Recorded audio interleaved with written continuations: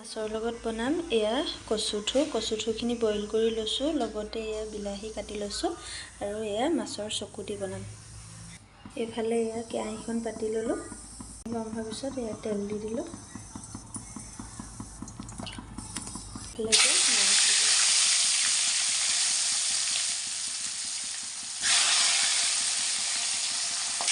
মানুহ যিহেতু কম সেইটো কাৰণে দুটা চকুৱে লৈছোঁ। মাছত নিমখ সানি লৈছিলোঁ, মই হালধি দিয়া নাছিলোঁ, সেইটো কাৰণে তেলতে হালধি দি লৈছোঁ।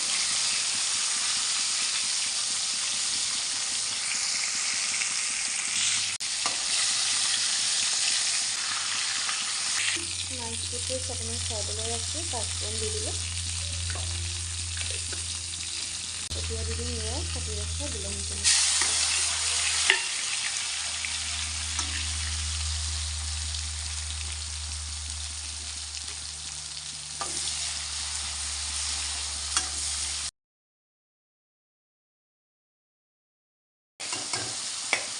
কচুঠু বনালে সদায় টেঙা বা জ্বলা দি বনাব লাগে।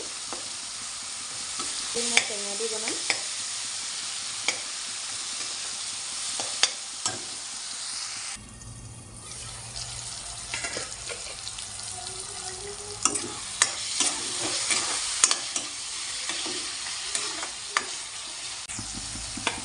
এতিয়া দি দিম আৰু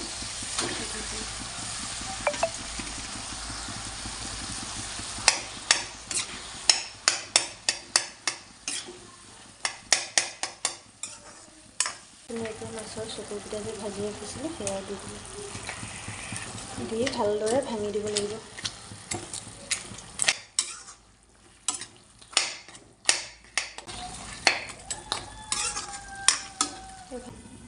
গেছটো চিমত ৰাখিছোঁ একেবাৰে। এফালে এয়া বনাই ৰেডি। নিমখ মই আগতে দিছিলোঁ যে বইল কৰোঁতে কচুঠুখিনি, সেইটো কাৰণে নিমখ এতিয়া নাই দিয়া, জোখৰ হ'ল যে। এতিয়া অকণমান নেমু দি দিছোঁ দেই ওপৰত চেপি। বিলাহী যিহেতু টেঙা নাই, সেইটো কাৰণে অকণমান নেমু চেপি দিছোঁ ওপৰতে। এইফালে আমাৰ ৰেডি হৈ গ'ল। এইফালে এয়া আমাৰ কচুঠু আৰু মাছৰ মূৰ দি বনোৱা চব্জি ৰেডি।